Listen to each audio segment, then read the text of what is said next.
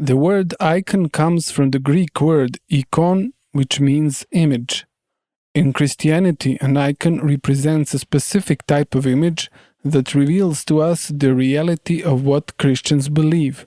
In general, the idea of using images or icons in Christianity comes from the very person of Jesus Christ. Although in the Old Testament we have as one of the commandments that one should not worship any images, Christians have painted Christ in different ways from the very beginning. The reason for this is the very basis of the Christian faith, which is that Christ is the Son of God who became a man. Since Son of God took human nature upon himself, from that moment it became possible and correct to portray God in his human form. In the Old Testament, God was invisible and inaccessible to people, and therefore it was forbidden to portray God.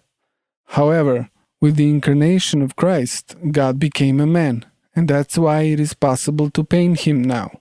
This is the main difference, and it is also the basis of iconography.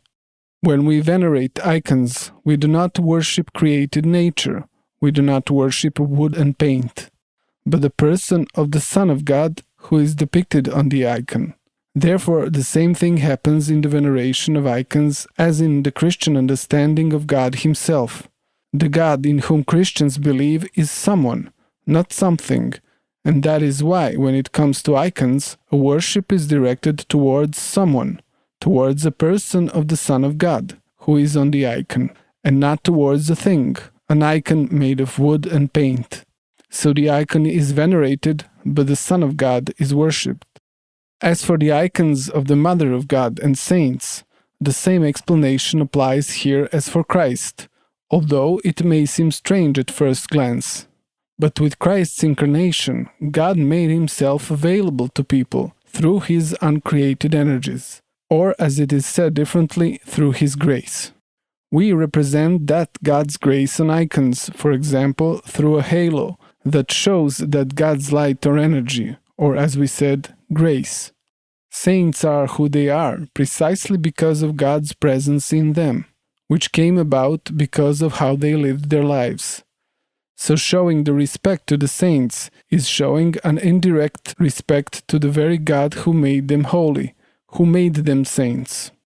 Another important moment that the icons reveal is the kingdom of God. Icons show reality through the prism of what will be at the end of history, which is the kingdom of God. The kingdom of God is both the reason and goal of the creation of the world and the man, and only through the perspective of the kingdom of God can we understand the truth about events in history, and the icons bear witness to that truth here and now. Let's take a look at an example that beautifully shows how the relationship between history and the kingdom of God is harmonized on icons. This icon shows John the Baptist standing and holding his severed head in his hand.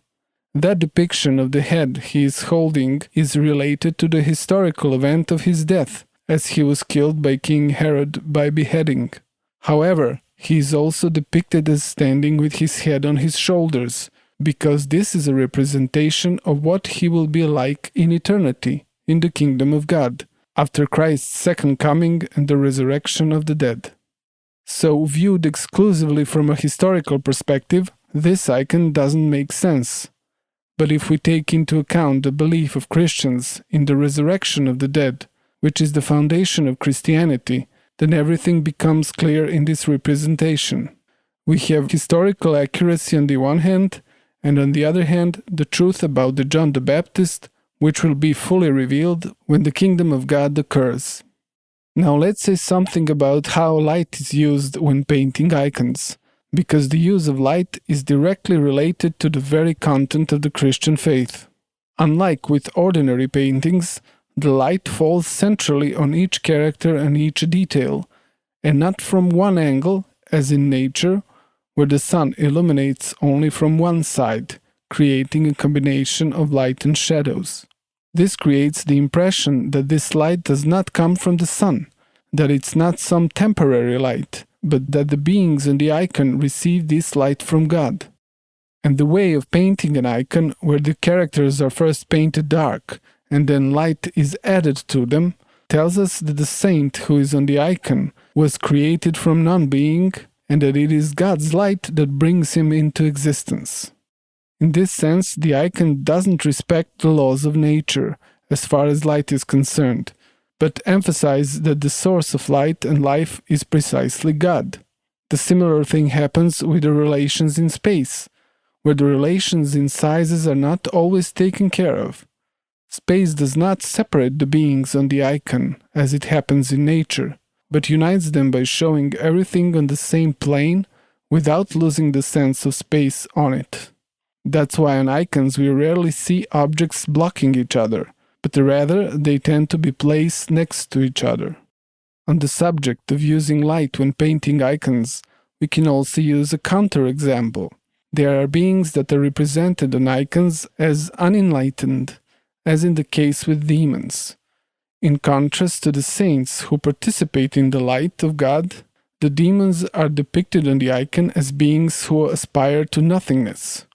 In Byzantine painting, demons are not ugly or degenerate, as in the Western tradition, where they are represented with horns, pointed ears, claws, and teeth. On the contrary, in Orthodox icons, demons differ from Christ and saints in terms of lighting, in relation to size. They are depicted as reduced and have a tendency towards formlessness rather than ugliness. This emphasizes that evil in the Christian understanding does not have a being in itself, but evil represents the lack of good. That is, the lack of God, who is the only source of good and the source of life. Evil is not given importance and strength in the sense of causing fear in the observer, but evil is presented as a failure, as the unrealization of created beings. From all of this, we see how the Christian faith and the view of the world that emerges from that faith is transferred to the icons, to the way they are painted, as well as to all the things they reveal to us when we look at them.